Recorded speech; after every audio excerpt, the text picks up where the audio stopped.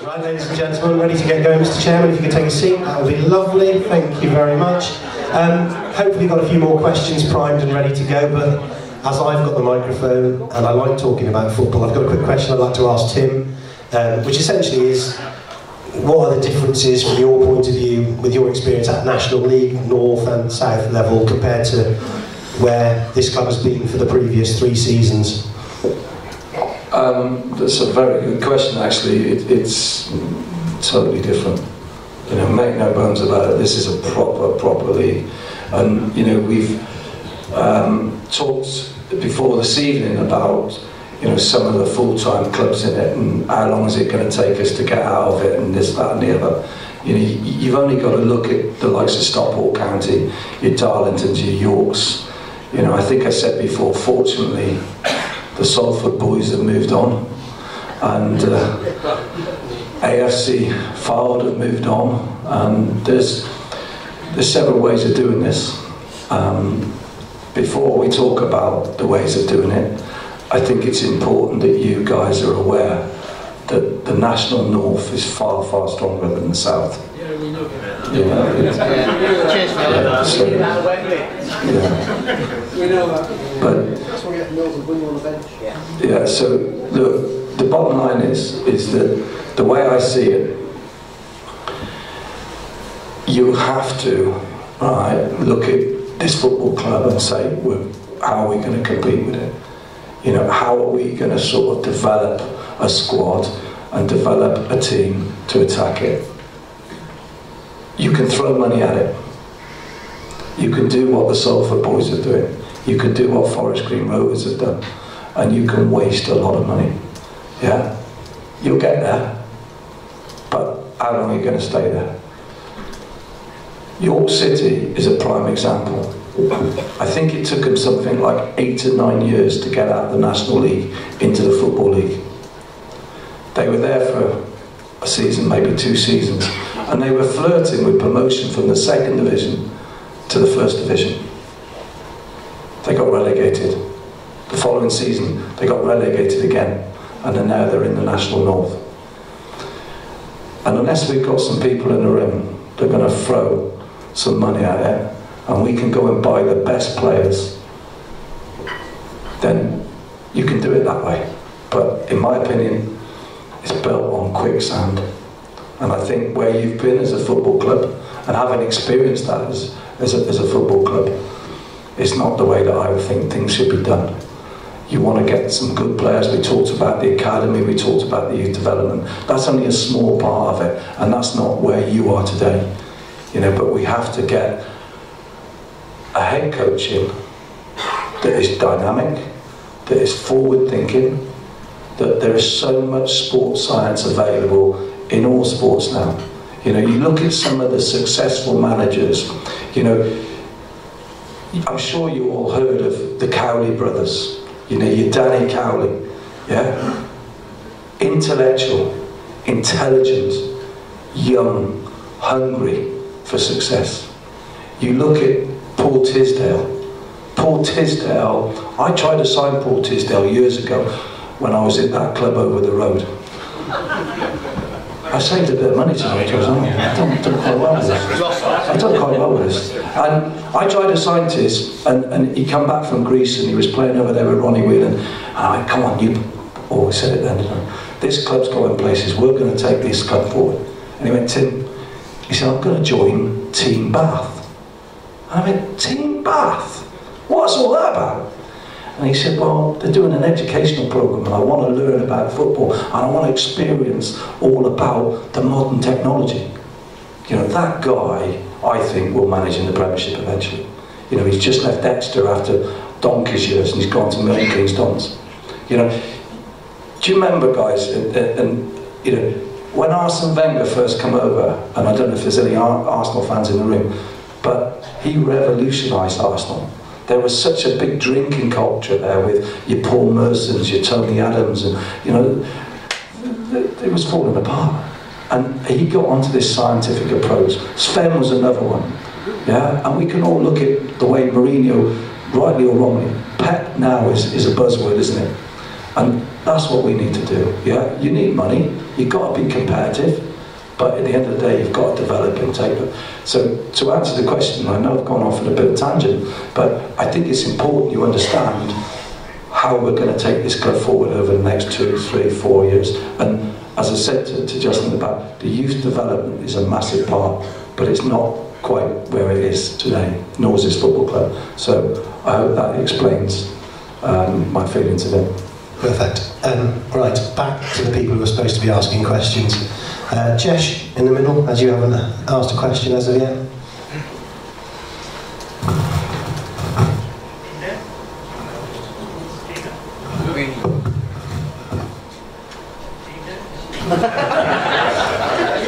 Someone's slapping, he's got stuff. I was gonna, nothing confuses a Herefordian like a microphone we've established tonight. Yeah, it's working out. With this new structure, was it an idea as like a plan B 3 years ago, or has it been something that's just developed over the last couple of years?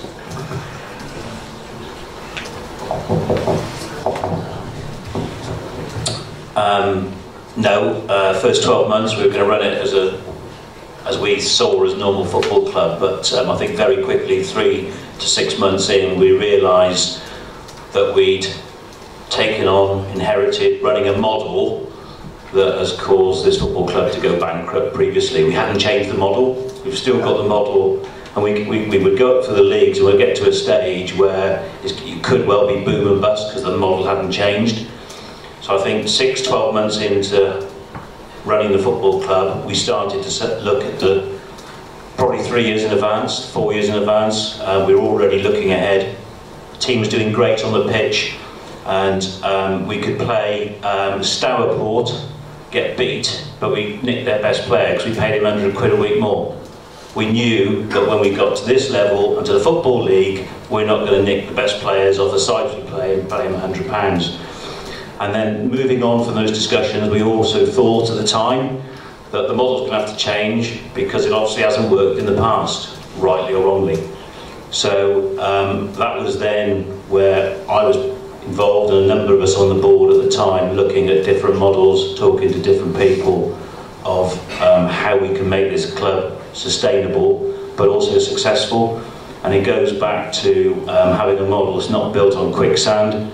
And I was really worried where Tim was going when he's saying about throwing money at it, because that's not where we are. It's all about building a base that we can build from, and we can have a solid foundation where we want players to come here and develop, enjoy the environment, enjoy being out there, produce our own players that we can cheer, and making sure that when I'm old, and hopefully my daughter wants to join the board, if you don't boo her too much, that there's a football club here. So there's a whole building programme that's going on that has started probably 4 to 6 months into us running the football club. I think we got it right with the first appointment to where we are now. We've made some mistakes. I think history will probably say that in the next 3 to 4 years we've got this one right, but I believe in my heart, and I know we do as a board, whereas 1 year, that this is the best strategy to make sure this football club's here for the long term. Next question. Mike, I'm sorry to go to, I'm going to go to people who haven't asked, Mike, so I do apologise. Joni, on the very front here, I think we'll go for next. Hi, Kai Sheffield. How important do you think this next appointment is for the football club? Obviously, you said there it's a long-term thing now, but if you get this appointment wrong, do you feel that all sort of could go bust, sort of thing, boom or bust sort of thing?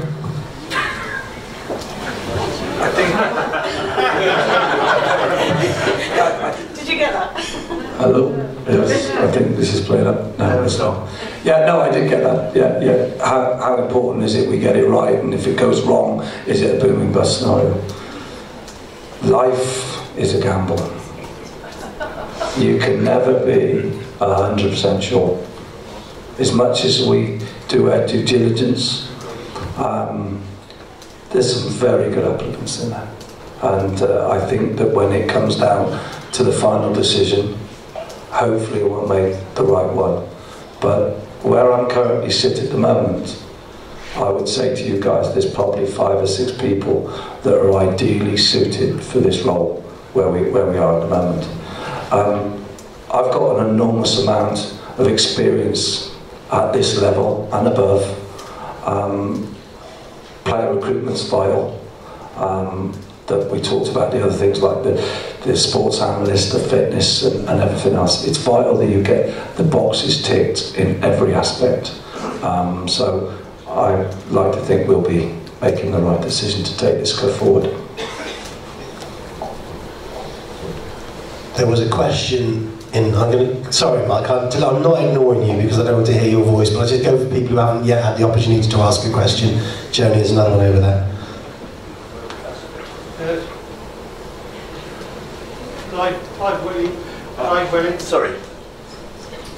Sorry, it's much easier to stand up and you're in a direct line and stick isn't in the way of the transmitter. I'll block everything over there. Still not working.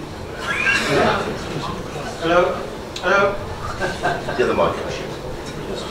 Oh, we're going to have to dock Frank's volunteer pay. Hello? Hello? No, it's on. It's on. Hello.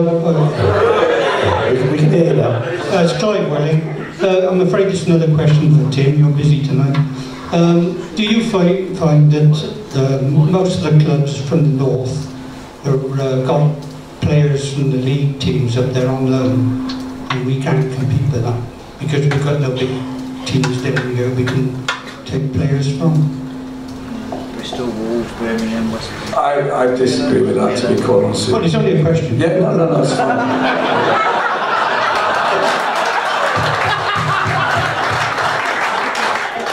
Sorry, I didn't mean to offend you. Oh, Tim, you were having such a good night up until that moment as well, weren't you? I've got some big shoulders, so I can tell you. No, I disagree with that. Look, at the end of the day, it's all about contacts in this game. You know, and I've got some really good contacts. I mean, I took a lad from Derby County that they were going to kick out, and you'd know him because he's Kieran Thomas's brother. And his name's Luke Thomas, and Luke wasn't doing very well at Derby, and we nurtured him, and he played in the National North, and he grew up as a man in a very 3 or 4 months. He went back to Derby. He played in Frank's first game in pre-season friendly against Port Vale, scored 2 goals, and now he's out on loan in Coventry City. The clubs like your Derby Counties, your Wolves, and you know, the bigger clubs like your Birmingham Cities, you know, they're very reluctant to send people out unless they can trust who they're working with, because it is an education to develop players. And the lad Harvey Smith last night I thought was superb. You know, he's a young lad. I spoke to Brian this morning and spoke to Gav, and like, he's really bought into this football club. But unfortunately, with loan players, they don't always do that. What normally happens is that, you know, and I've had the experiences over my time where I've brought in a loan player and he thinks he's bigger than the club that he's come to. So he doesn't perform. I was going to swear there, but he doesn't perform, yeah, and then all of a sudden it becomes a problem, you know. But talking about Harvey last night, I thought he was excellent, and you know, if you can get the right loanees with the right clubs, then they can be very financially beneficial to the budget. And just because we're in the north, it doesn't really matter. I mean, you know, I don't want to put it in there. I spoke to Tony Pulis last year, and he was going to help me out. And he went to Middlesbrough and he said, "What can I do for you?" You know, there's certain people that over the years, and you know, I've got vast experience that I can bring to this football club that we can tap into, and hopefully, you know, if we need a certain player, we can go and get that. And I see that as a big part of my role here, is helping the new head coach with the recruitment and the contacts and development. So to answer your question, yeah, loan players are important, but what I'd rather have is my own players, because they get more of an affinity to the fans, you know.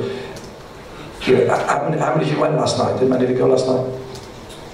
Yeah, I mean, whilst the first half I really felt like going home, probably like all of you, but that passion that was shown and that goal that Kieran Thomas scored, that header, phenomenal, absolutely phenomenal. And that's what you as fans want to see. You want to see the players out there, may not be great players, but they want to give it everything they got. So to get your own rather than to get a team of loanies, in my opinion, is always better, because the fans engage with them much more. Thank you. There was another hand up, I think, before I go to Mike at the bar. I don't know if I did doing that or... Yeah, Jeremy, that's perfect. Hello, I'm Perry. I wanted to ask the man from the Supporters Trust what difference it makes having people from the Supporters Trust on the board, and if you could give me examples of decisions that have been different as a result, I'd be really interested. And if I'm allowed to slip in a second question, you say there's a plan for everything. I'd be interested to know more about the plan for the women's team. The Supporters Trust is interesting. I think a lot of the time the Supporters Trust directors are a pain in the butt for the rest of the directors. What it is we're learning to work together as a team of directors. It's 7 individuals with 7 different viewpoints, and we're trying to mesh together to work. And in some ways, the share ownership of the club is very similar in that we have founding shareholders and we have an increasing number of shares owned by the Supporters Trust. So the shareholders have to learn to work together as partnership. And pretty much we're having to learn how to work. And there's a fair few clashes going on in board meetings where we want it done how we think it's proper. And it's difficult for the 4 existing directors who've had 3 successful years, and it's difficult for them, for new people coming in. So it takes time to gel, and I hope that it is starting to gel and to work. We see ourselves as a team, but we don't agree. And we're here, well, the Supporters Trust is here to represent the fans and to make sure that as much as possible we take that into account. You can't always do that. You can't have a vote every week about whether we sack the manager, because we'll be forever sacking him and re-employing him. You have to the directors have to stand up and make their own decisions for that. So it's a learning curve. We have a rather strange hybrid model that we've inherited and going forward, and we think it could be highly successful and take us a long way. So, let's see what happens. Can I just give the opposite view? It's highly important that we have supporters on the board. I've got no doubt about that. I'm a supporter, but I mean from the Supporters Trust. I think where the model's difficult, if I'm being honest, is like myself being here from the start, and then we're always planning for 2 or 3 years in advance and making our plans. I know people get bored of that, but you have to. You then have to, the change of every 3 years of directors from us, you spend a lot of time then, not standing still, but then bringing all the HUS directors up to speed of where we are, going through where we are, going through the strategy, this is where we are on this, and then you spend time getting everyone on the same level. So for me, whereas I want to push on all the time, so that is one of the downsides of the model, but one of the great pluses of the model is the fact it brings freshness to the board all the time. So that's another positive. I'm a HUS nominated director as well, so and it's as these guys are both saying, the decision making, we can't keep going back to the HUS members for guidance on specific decisions. So the way I look at it is a bit like when you elect an MP, whether you voted him for or not, he's kind of representing you, and he does that to the best of his ability, and he tries to represent a constituency. But we are directors of the football club, so we're obviously charged with making decisions that are in the best interest of the football club. But obviously there is, if you don't end up liking what we do, join HUS, join the HUS board, get the HUS board to nominate you to become a director of the football club. That's the route. So if people do want to get involved, I mean, I think the HUS AGM is 11th of October. 11th of October. So you know, sometimes people get criticised for standing on the sidelines and criticising, etc., etc. But this is a prime opportunity where you can get seriously involved. Join HUST, get on the HUST board, and that's your route to influencing what happens at the football club, should you wish to take it.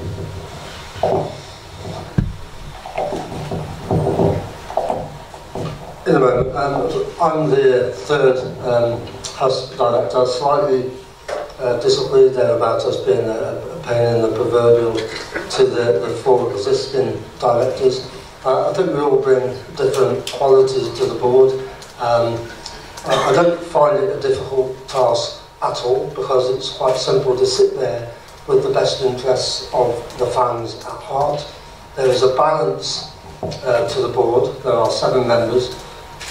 I must say that when I joined the board, all I took with me was a bucket full of criticisms that I'd heard.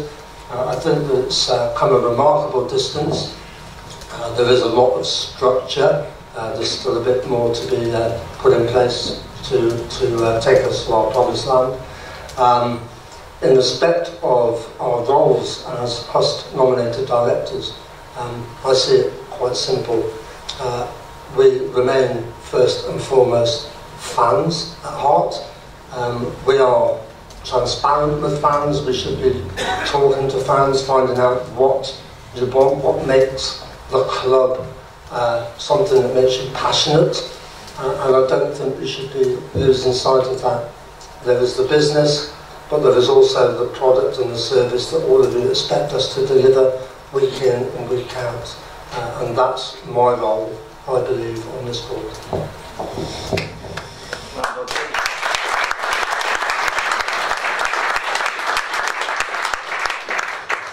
Any more questions? The women's team. Oh, sorry, yes. Sorry, Joni, sorry, you've broken into a sprint in that direction. Perry was just asking, he did mention the women's team previously, Paul. I think that's probably a question for that you can, yeah. Did you say the plans for the women's team moving forward? Right, okay, well, a couple of games into their first season. So it's to get to the end of this season successfully, hopefully. We had a good win the other day up at Pegasus, which we had quite a few. How many people were there, Mark, watching? 12. No, there was a lot more than that. 50 or so. Anyway, but please feel free, look at the website and come and support the women's team. Going forward, the women's team will depend where we are in the league structures, really, depending on which league we enter. So at the moment, we'll carry on as we are.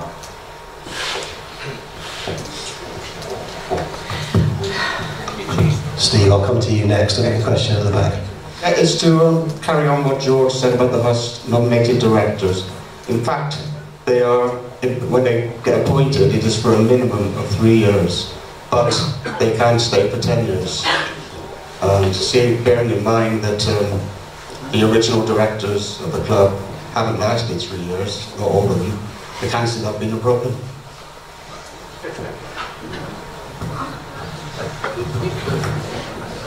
What? I'm not sure there wasn't a question at the end of that. It was just an observation, I think. So I'll go forward. Steve, do you want to? Steve's got a question here. Just to Tim. Obviously, whoever you appoint as new manager is, I assume, you're going to want to bring your own players in. I think, as a rule, we'll probably want to bring got nothing up front this season. Is there a budget for him to bring new faces in? And please, will it be a striker?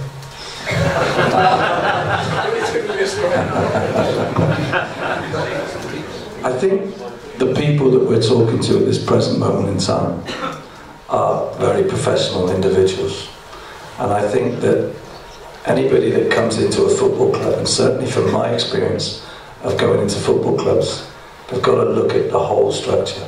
Some of them have been to the last few games, and I think that they will give everybody the opportunity, and they will suss it all out very quickly.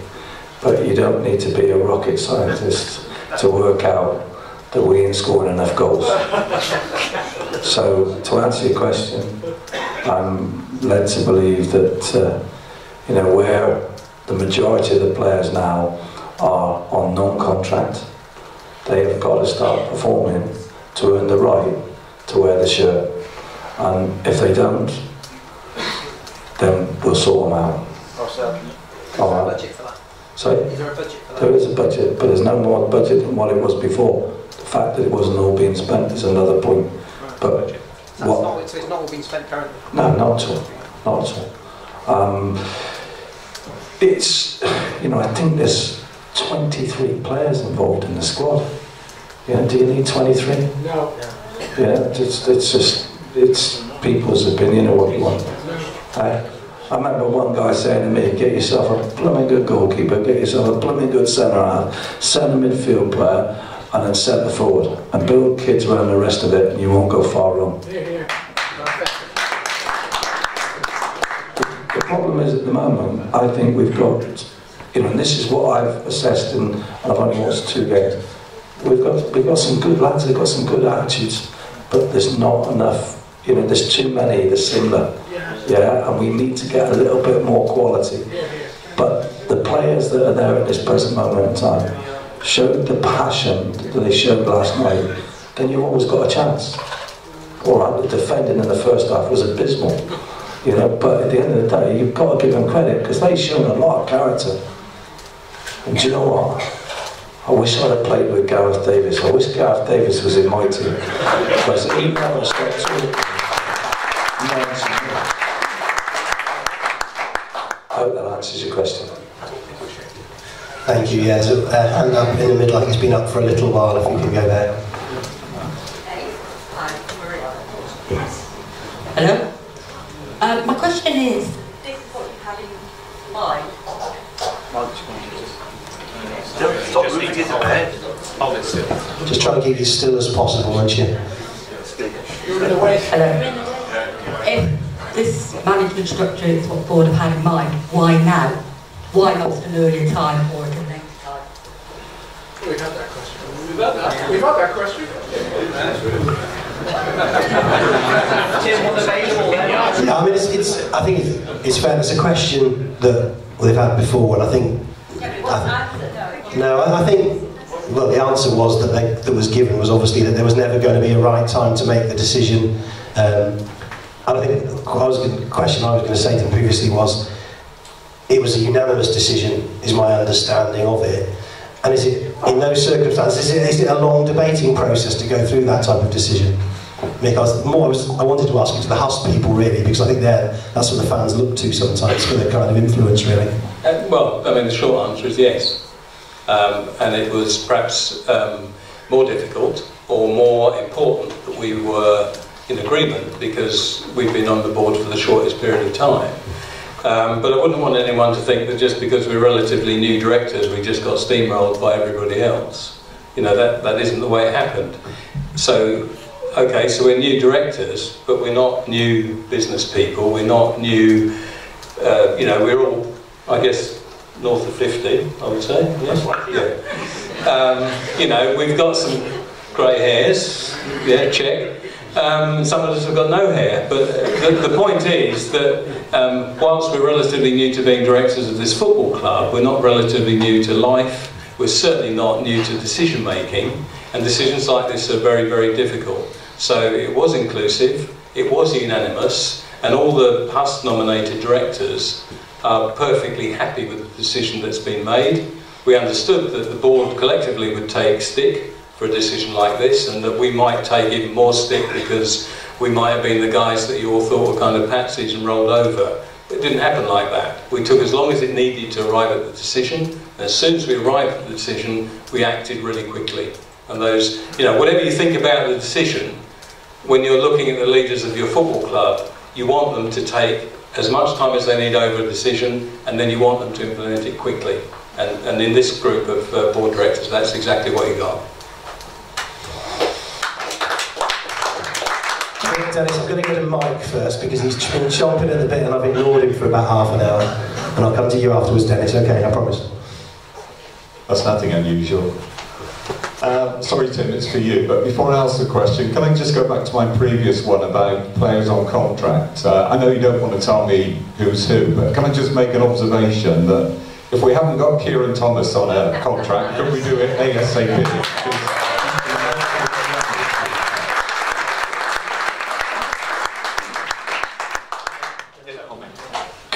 keep that quiet. I did whisper. Because we don't want to tell the world. Kieran's a lad that I took from Cinderford and done remarkably well for me at Gloucester. And, you know, obviously, you know, I know Peter really well and said, like, you know, he's a great lad, and we as I said earlier, we've got to start looking after these players, and because at the end of the day, you're going to lose your jewel in the crown, and you guys out there are going to be going, what's going on? And that's something that, you know, from and I keep going on about my experience, but you have to dot the I's and cross the T's because it's vital. So, you know, just keep it as quiet as you can, possibly for another week, and we'll get him to sign it. And if any of his relatives are in the room or listening now on this video thing that's going out live, tell him to come and see me.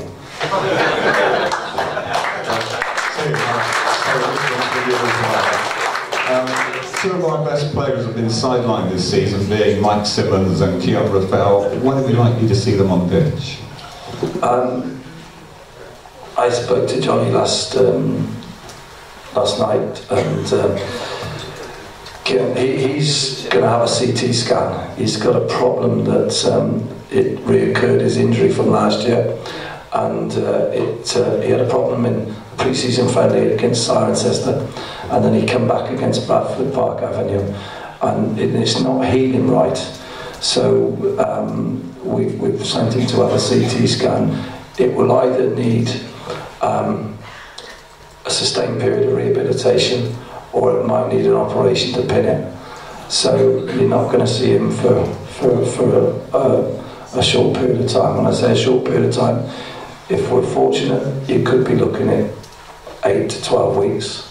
If you're not, you could be looking at a bit longer than that. But that's an honest assessment of where we are. When we get the CT scan, we'll be able to sort of put you in a better picture now. With regards to the bear, or Simo, whatever you call him. The beast, is it? We used to call him the big bear at Gloucester. Do you know why? Because he was so soft. I wouldn't call him a beast, not that I know, but he's a good lad. He's a good lad. Look, he's doing really well. I mean, I'd like to think by the end of next month that he will be certainly recovered within the next couple of weeks and starting running and starting his rehab and everything else. But, you know, like all injuries, you've got to be careful you don't rush it back too soon, because, you know, if you do, then they break down and they're out longer, and it's all an expense, isn't it? So, you know, so that's where we are with those two. Thank you, Tim. Dennis is happy with the answer that's just been said on the stage, which is good. Another question there again. If there are any more as well, we'll probably start to wrap up if there aren't too many more questions, but we'll try and get some more in. Would you agree that stand up. I'm not blocking it this time. Okay. Would you agree that there are many forms of full-time professionalism? I'm thinking of Nuneaton Town, who are bottom of the league and got a very young side apparently, and not paying them very many wages, we're told. And then John Mills told us a month ago at an evening that he was offered terms by a League Two club and two national conference clubs, but he couldn't afford to go to any of them because they weren't offering him as much money as he could have got from Hereford and a part-time job. So are there various forms of full-time professionalism? I find that hard to believe, but that's what he told us. Yeah, okay. I find that hard to believe, but you know, look, I know the Nuneaton model. I know what's going on there. Lee Fowler is somebody that I know quite well. They've been in utter turmoil. You know, behind the scenes, the chairman has left, and there's the guy from Port Vale's gone in there. What he's going to do with it, I don't know. But you're right. They're just playing kids, and they're just trying to beg, steal and borrow people left, right and centre to keep that club going. So that's a bad example, if you like, of a full-time setup, because there's a lot behind the scenes. And it's like anything else with supporters of football clubs. You know, you think you know what's going on with your football club, but sometimes you don't really know. And as the supporters have discussed tonight, supporters trust board, you know, there's certain things that, you know, are confidential and certain things you can't let out, but the model at Nuneaton is not a good example. With regards to League Two sides, and in my experience, that you look at the likes of your Accrington Stanleys and your boys from over the bridge that go on about again, and your other people like that, and you know, they have not got anywhere near the budgets of the National League. You know, some of these boys in the National League, you know, are spending a phenomenal amount of money. You know, I go back to Forest Green and the investment that the guys put in there. They've wasted a lot of money on players. You know, and I do think somebody in there that could get good value for players would be better off than throwing it. But at the end of the day, it's worked for them. They're in the Football League, so you can't knock it. Cheltenham Town's another prime example, you know, where their budget's not massive. But, you know, there's so many different ways of doing it. But, as I said, I'd find that hard to believe that John turned down anything. But if that's what he said, I'm not one to disbelieve it. Right, is there one last question in the room before we say goodnight? Yeah, we'll have a hand up. Jamie, straight in there, please. John Martin.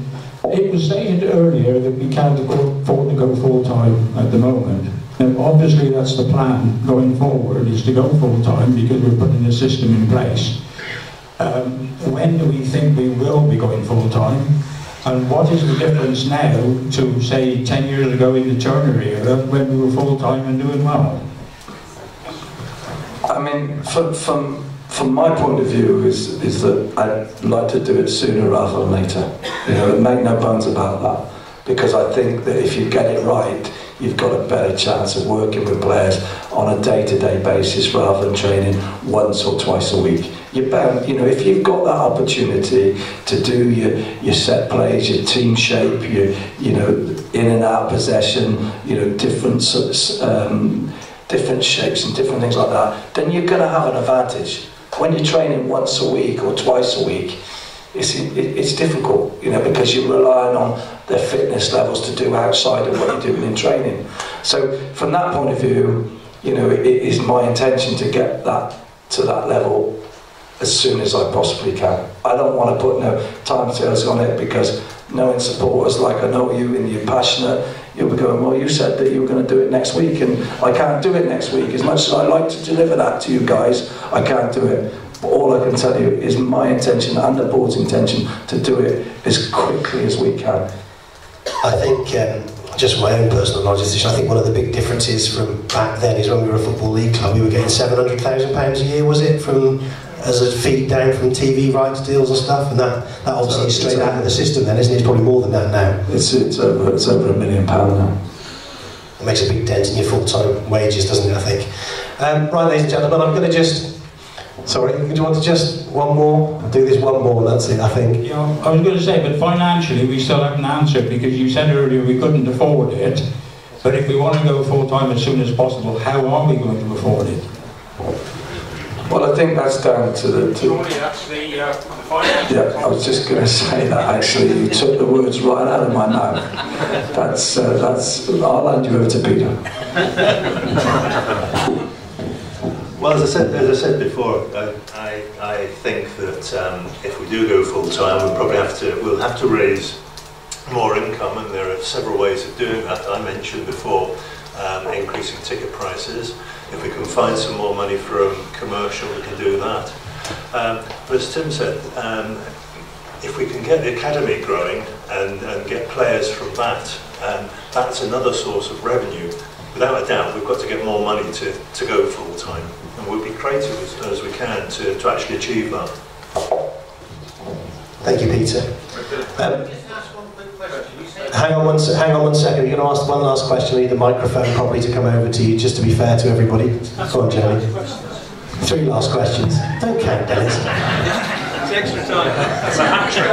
Everyone's getting brave now. Listeners have got extra time. Nick Dimsey, you said about raising prices. Well, you're going to raise the prices, but since we reformed every season, our crowd's gone down.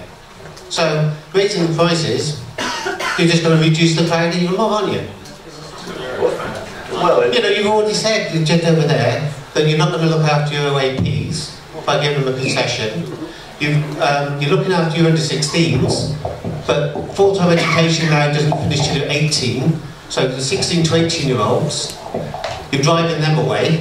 So, you know, there's 2 years possibly that where they will turn around and come to the football. You know, raising money, raising prices is not going to bring more people through your gate, is it?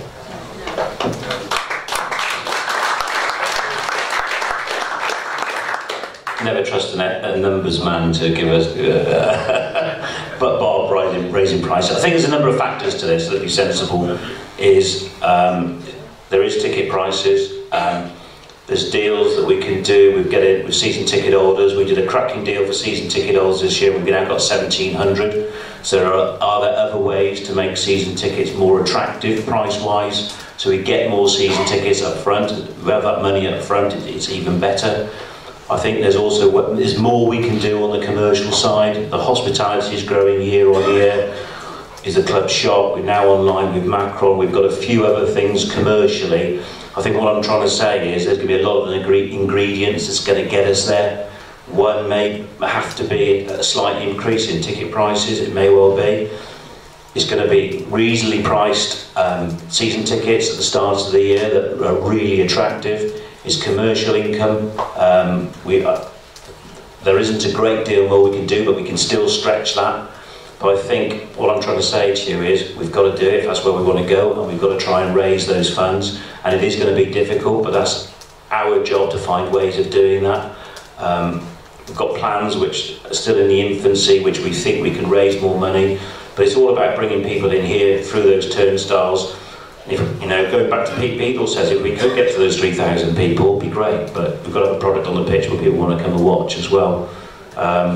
So nobody's saying this is going to be easy, and I'm not sitting here saying it's going to be easy, but it's going to be very difficult. But I think there'll be a number of factors that will give us the best opportunity. Yeah, but you've had 3 years of success, but your crowds are still going down, and you're still talking about raising prices. It ain't working, is it? If it ain't working, why do you just carry on talking about it? It's quite interesting you say that. It's a good point, because looking at the Phoenix clubs, the FC in Manchester's of this world, the Chester Cities, their crowd started up here and have tailed off. We're no different. We've tracked the same model as the rest of the Phoenix clubs. But I'll come back to the fact we have to work hard for a number of ingredients to raise the money to go full time. How we're going to do that, I don't know, sat here at the moment, but we have to work together with us, representatives, you as supporters, us as a board, because that's where we need to go, and we've got to raise that money. And there may be other things that we have to look at with a football club, i.e. commercially, you know, board advertising, electronic boards, things like that. And it's not going to be easy, I can tell you now. The first 3 years will look like a doddle compared to the next 3, and we've worked our butts off to get this far. But I can't promise anything, but it won't be for the lack of trying. And I wish, if somebody's got the answer out there, I'll be more than willing to listen to it. But collectively, we've got to get to that answer. Are you going to look at the 16 to 18-year-olds as well? Are you going to look at the prices for 16 to 18-year-olds as well, because they're now in full-time education? I'll take it on the chin. I made a serious mistake last year with the pricing, because I missed out the 16 to 18-year-olds. We were totally focused on the under-16s. We changed that when we had the feedback, but I noticed the mistakes we've got in that 16 to 18 age group at the moment.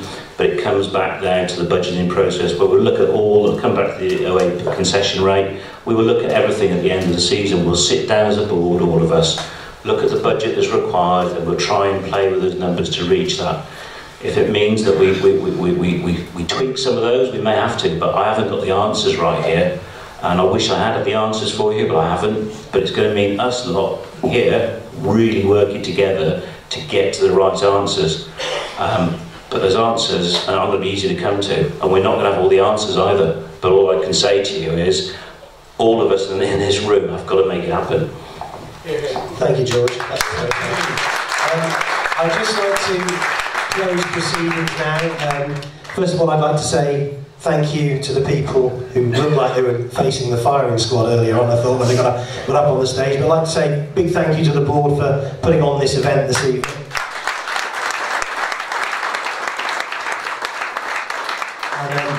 the greatest respect to the board. More importantly, I'd like to thank you all for making the effort to attend. Full respect to everybody who made the trip to Torquay last night. What a fantastic effort. I couldn't help but laugh when I saw John Hancock's little smiling face on one of the photos as the goal was being celebrated last night, which was brilliant. So thank you very much for making the effort to come this evening, and safe journey home, and we'll see you on Saturday.